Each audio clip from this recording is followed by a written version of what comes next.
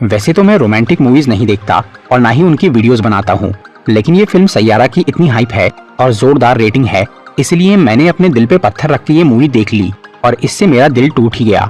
मतलब फिल्म बुरी नहीं है, बल्कि ये काफी बढ़िया है और बहुत इमोशनल भी, जो कि अच्छे को रुला देंगी। और इस मूवी ने 4 दिन में ही 100 करोड़ की कमाई कर ली, इसलिए मैंने सोचा कि मैं भी थोड़ा कमा लूं। तो अगर आप इस इंटरेस्टिंग सी रोमांटिक फिल्म को समझना चाहते हैं तो ये वीडियो देखते रहिए। आज मैं सैयारा मूवी को शॉर्ट में एक्सप्लेन करूंगा, तो चलिए शुरू करते हैं। ये कहानी है मुंबई शहर की एक जवान लड़की वानी बत्रा की, जिसे राइटिंग यानी शायरी और कविता लिखने का शौक था। वानी जब अपनी पढ़ाई पूरी करके कॉलेज से निकलती है तो वो अपने एक सीनियर फ्रेंड महेश अय्यर से शादी करने का फैसला कर लेती है, जिससे उसे प्यार था और वो दोनों कोर्ट मैरिज के लिए अप्लाई करते हैं। फिर जब शादी का दिन आता है तो वानी अपनी फैमिली के साथ कोर्ट पहुंच जाती है, लेकिन महेश वहां नहीं आता और वो वानी को कॉल करके बोलता है कि उसे किसी और से प्यार हो गया है, इसीलिए वो ये शादी नहीं करेगा। पर सच तो ये था कि महेश ने लालच में एक अमीर बाप की बेटी को पसंद कर लिया था, जिससे शादी करके वो एक कंपनी का मालिक बन जाता है। इधर वानी वो खबर सुन के बेहोश हो जाती है और फिर वो डिप्रेशन में चली जाती है, क्योंकि उसे महेश से बहुत प्यार था और उससे रिश्ता टूटने पर वानी को काफी बड़ा सदमा लगता है। इस तरह से 6 महीने बीत जाते हैं और वानी अपने सभी काम और शौक छोड़कर बस अपने कमरे में उदास पड़ी रहती है।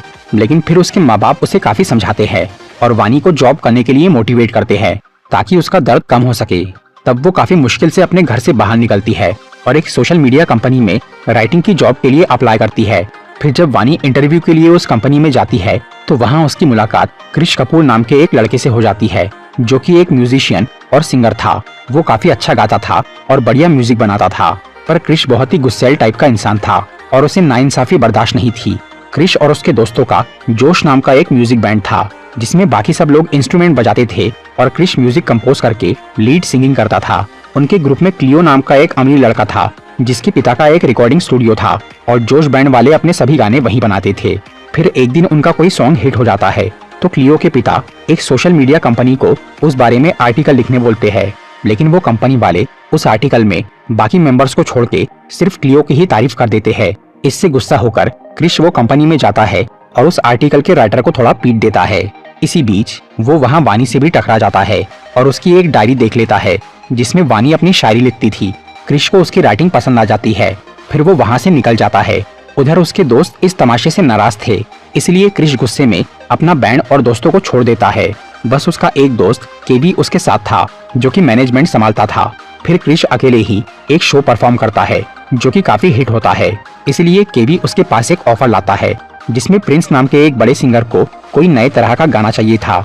इसके लिए उसने कई जवान बैंड वालों को अपने ऑफिस में बुलाया था।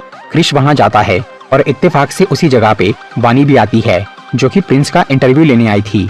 फिर वहाँ पे क्रिश वानी की डायरी की एक कविता से एक गाना बना देता है, जो कि प्रिंस को पसंद आ जाता है। तब क्रिश वानी के साथ मिलकर प्रिंस से ये सौदा करता है कि वो दोनों उसे एक गाना बनाकर देंगे और बदले में वो उन्हें पैसे और प्रमोशन देगा। ये डील फाइनल हो जाती है, लेकिन इसमें प्रॉब्लम ये थी कि वानी ने अपने डिप्रेशन की वजह से वो पोएम का आधा पेज फाड़ दिया था और अब उसे वो लिरिक्स याद नहीं आ रहे थे। ऊपर से वो उदासी के मारे कुछ नया लिख नहीं पा रही थी। तब क्रिश उसे थोड़ा घुमाता फिराता है और खुश करता है। इससे वानी अपना गम भूलने लगती है और उसकी क्रिएटिविटी जाग जाती है। तब वो उस कविता को पूरा कर देती है, जिसे क्रिश एक बढ़िया गाना बना देता है।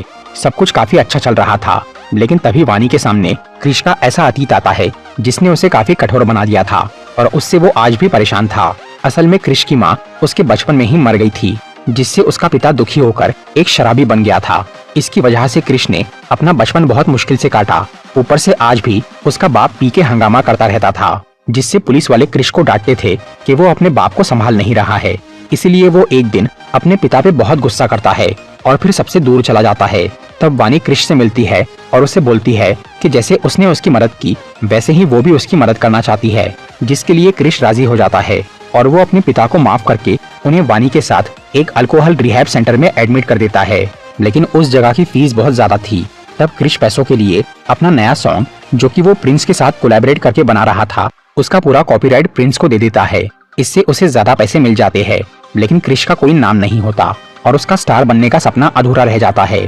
इसी बीच वानी और क्रिश को एक दूसरे से प्यार हो गया था इसलिए अब वानी क्रिश का सपना पूरा करने के लिए उसे उसके जोश बैंड वाले दोस्तों से मिलवा देती है और अब वो खुद भी उस ग्रुप में शामिल होकर उन्हें नए नए गाने लिखकर देने लगती है, जिन्हें गाकर क्रिश और उसका बैंड बहुत हिट होने लगता है। लेकिन फिर एक दिन वानी के घर वाले उसे क्रिश के साथ देख लेते हैं और उन्हें ये डर लग जाता है कि फिर से कोई लड़का उनकी बेटी के साथ टाइम पास कर रहा है जो उसे बाद में धोखा देगा। इसलिए वानी की माँ उसे बहुत बातें सुनाती है कि वो फिर से प्यार और डिप्रेशन के चक्कर में ना पड़े। इससे घबराकर वानी बेहोश हो जाती है और फिर जब उसे हॉस्पिटल में ले जाया जाता है तो वहाँ ज्यादा कुछ पता नहीं चलता। इसलिए वो डॉक्टर्स उसे न्यूरोलॉजिस्ट यानी दिमाग के स्पेशलिस्ट के पास जाने बोलते हैं।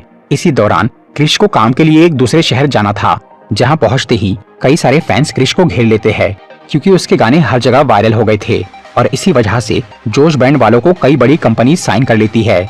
इस सब के लिए क्रिश वानी को जिम्मेदार मानता है क्योंकि उसने न सिर्फ उन्हें बढ़िया गाने लिखकर दिए थे बल्कि उसने क्रिश की कमियों को दूर किया और उसे प्यार देकर एक अच्छा इंसान बनाया। दूसरी तरफ जब वानी अपने ब्रेन का टेस्ट करवाती है तो उससे पता चलता है कि उसे अल्जाइमर्स डिजीज है यानी याददाश्त जाने की बीमारी, जो कि अक्सर बूढ़े लोगों को होती है और बहुत ही रेयर केस में जवान लोगों को। और ये बीमारी वानी को अपनी शादी टूटने के सदमे से हो गई थी, जिससे वो पहले छोटी मोटी चीजें भूलने लगी थी, पर अब ये प्रॉब्लम बढ़ रही थी और वानी को बड़ी घटनाएं भी याद नहीं रह रही थी और आगे चलकर उसे पास्ट और प्रेजेंट में भी कंफ्यूजन होने वाला था। इस बीमारी का कोई इलाज नहीं था और डॉक्टर का कहना था कि वानी एक दिन खुद को और सबको भूल जाएंगी, जिससे उसे बहुत दुख होता है। फिर जब क्रिश वापस मुंबई आता है तो वानी उसे अपनी बीमारी के बारे में बताने की कोशिश करती है, लेकिन उसे मौका नहीं मिल पाता। तब वो इस बात को छुपा लेती है ताकि क्रिश अपने काम से भटके ना। इसके बाद वानी की जिंदगी में वही आदमी वापस आ जाता है जिससे उसकी शादी टूटी थी। असल में महेश अय्यर वानी की सोशल मीडिया कंपनी के साथ मिलकर कोई काम कर रहा था, पर उसे देखकर वानी का पुराना जख्म हरा हो जाता है। इससे उसकी बीमारी पे बुरा असर पड़ता है और अब वो बहुत कुछ भूलने लगती है। फिर एक दिन क्रिश एक शो के लिए दूसरे शहर में जा रहा था। उसी टाइम पे वानी अपनी कंपनी की तरफ से महेश की एक पार्टी में जाती है और वहाँ वो अपनी याददाश्त खोकर अतीत में पहुँच जाती है, जिससे उसे लगता है कि महेश और उसकी शादी होने वाली है।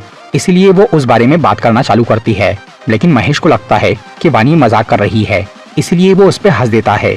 तब वानी बहुत गुस्सा हो जाती है और उस पार्टी में तमाशा करने लगती है, जिसकी वजह से उसे वहाँ से भगा दिया जाता है। पर वानी का फोन और बैग वहीं छूट गया था। फिर जब क्रिश उसे कॉल करता है तो उस पार्टी का एक वर्कर उसे वानी की हरकत बता देता है। ये सुनकर क्रिश अपनी फ्लाइट छोड़कर वहाँ आ जाता है और वो वानी के बैग में उसकी मेडिकल रिपोर्ट देख लेता है, जिससे उसे वो बीमारी का पता चल जाता है। उधर वानी सबसे दूर अकेले एक ग्राउंड पे थी। उसे अब समझ में आ गया था कि उसने वो पार्टी में क्या गड़बड़ की है। फिर क्रिश वहाँ आता है तो वानी उसे खुद से दूर जाने बोलती है ताकि उसकी वजह से उसका करियर बर्बाद ना हो, लेकिन क्रिश को उसकी बीमारी से कोई फर्क नहीं पड़ता। वो हर हाल में उसके साथ रहना चाहता था। फिर क्रिश और वानी के माँ बाप उसे वही न्यूरोलॉजिस्ट के पास लेकर जाते हैं, जो कि ये बताती है कि कैसे उस बीमारी को थोड़ा कंट्रोल किया जा सकता है। इसके लिए उन्हें वानी को एक अलग माहौल में स्ट्रेस से दूर रखना होगा और दवाइयों के साथ एक हेल्दी रूटीन फॉलो करना होगा। तब वानी के माँ बाप 2 महीने के लिए उसे कहीं ले जाने का सोचते हैं, लेकिन क्रिश ये काम खुद करने का फैसला करता है क्योंकि अब वानी के माँ बाप उस पर भरोसा करने लग गए थे। फिर वो अपने सभी शोज कैंसिल करके वानी को शहर से दूर एक बीच हाउस पे रहने लेकर जाता है। वहाँ वो दोनों कुछ दिन तक बहुत एंजॉय करते हैं, लेकिन उधर क्रिश के बैंड को उसकी जरूरत थी, इसलिए वानी उसे अपना काम स्टार्ट करने बोलती है। तब एक दिन क्रिश एक कॉन्सर्ट के लिए जाता है और वानी भी उसके साथ आती है। उस जगह पे महेश अय्यर भी मौजूद था क्योंकि वो शो उसी ने स्पॉन्सर किया था।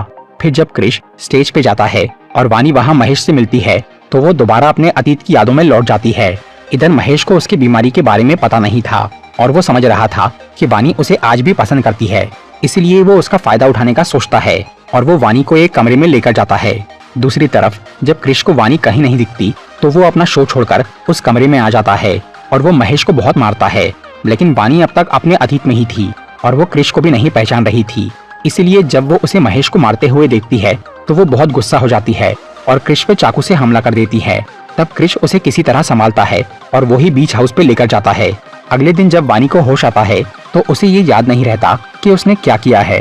फिर वहाँ क्रिश अपनी उदासी में एक म्यूजिक बनाता है और वानी को बोलता है कि उसने ये धुन अपने एक दोस्त के लिए बनाई है क्योंकि उसकी गर्लफ्रेंड उसे छोड़कर बहुत दूर जा रही है। तब वानी उसे ये कहती है कि वो उस म्यूजिक के लिए एक गाना लिख देंगी जिसे सुनकर उसके दोस्त की गर्लफ्रेंड वापस आ जाएंगी। इसके बाद क्रिश वहाँ से निकलकर अपने दोस्तों के पास जाता है और उन्हें बोलता है कि वो बैंड छोड़ रहा है क्योंकि उसे वानी के पास रहकर उसका ख्याल रखना है। इस पर उसके दोस्त बहुत नाराज होते हैं, लेकिन क्रिश अपना फैसला नहीं बदलता। फिर वो वापस उस बीच हाउस पे जाता है तो वहाँ उसे वानी नहीं मिलती। वो ना अपने घर पे थी और ना ही पूरे शहर में कहीं भी। वानी अकेले ही कहीं चली गई थी, पर जाने से पहले उसने क्रिश के लिए सैयारा नाम का एक गाना लिख दिया था, जिसका मतलब होता है एक अकेला भटकता हुआ सितारा। क्रिश को वो कविता देखकर वानी की बात याद आती है कि उसे सुनकर उसके दोस्त की गर्लफ्रेंड वापस आ जाएंगी, इसलिए वो उस पे गाना बनाने का फैसला करता है। फिर क्रिश अपने दोस्तों के पास जाता है और उनके साथ मिलकर सैयारा गाना बनाता है और उसे हर जगह पहुंचाने का सोचता है ताकि वो सुनकर वानी वापस आ जाए। वो गाना जब तैयार होता है तो बहुत वायरल हो जाता है और क्रिश उससे एक सुपरस्टार बन जाता है। लेकिन वो खुश नहीं था क्योंकि वानी अब तक वापस नहीं आई थी, इसलिए क्रिश उस गाने को दुनिया भर में हर जगह तब तक गाने का ठान लेता है जब तक वानी मिल नहीं जाती। इस तरह से 1 साल बीत जाता है, लेकिन अभी तक वानी का कोई पता नहीं मिला था। फिर एक दिन क्रिश और उसके दोस्त अपना सबसे बड़ा शो करने के लिए लंदन में जाते हैं। तब वहाँ केवी एक स्टेडियम की स्क्रीन पर वो रील्स प्ले करना शुरू करता है जो उनके गाने पर बनाई गई थी। तभी उनमें से एक रील में उसे वानी दिख जाती है, जिसे देखकर क्रिश और सब लोग हैरान हो जाते हैं। फिर तलाश करने पर उन्हें पता चलता है कि वो रील मनाली की है, इसीलिए क्रिश अपना शो छोड़कर तुरंत अकेला मनाली चला जाता है और वो उस रील के बारे में सबसे पूछते हुए एक महिला आश्रम में पहुंचता है, जहां की रिसेप्शनिस्ट उसे बताती है कि वानी 1 साल से वहां रह रही है और अब उसकी याददाश्त बहुत कम हो गई है, लेकिन उसने काफी टाइम पहले क्रिश के लिए एक लेटर लिख के रखा था। उस लेटर में वानी ने लिखा था कि जब उसे ये एहसास हुआ कि उसने महेश के चक्कर में क्रिश पे हमला किया तो उसे बहुत पछतावा हुआ और उसे लगा कि वो अपनी बीमारी की वजह से क्रिश की जिंदगी बर्बाद कर रही है। इसीलिए वो उसी दिन सब छोड़ के अकेले मनाली आ गई ताकि उससे दूर रहकर क्रिश सक्सेसफुल हो जाए। लेकिन वानी को ये उम्मीद थी कि एक दिन वो उसे ढूंढते हुए वहाँ जरूर आएगा, इसलिए जब उसकी याददाश्त थोड़ी ठीक थी तभी उसने क्रिश के लिए एक लेटर लिख दिया था। फिर वो पढ़ने के बाद क्रिश वहाँ वानी से मिलता है। तब क्रिश उसे आश्रम से दूर एक मैदान में लेकर जाता है और वहाँ अपनी पुरानी बातें और आदतों को रिपीट करता है, जिसे देखकर वानी को सब याद आ जाता है और वो दोनों एक हो जाते हैं। फिर क्रिश उसे वापस मुंबई ला लेता है, जहाँ वानी का इलाज होता है और उसके लिए ऐसा शेड्यूल और चीजें बनाई जाती है जिससे उसे सब याद रहे। फिर वो दोनों शादी कर लेते हैं और क्रिश उसे अपने लंदन वाले शो में साथ ले जाता है और दुनिया को अपनी कामयाबी का राज बताता है। तो दोस्तों, ये था सैयारा मूवी का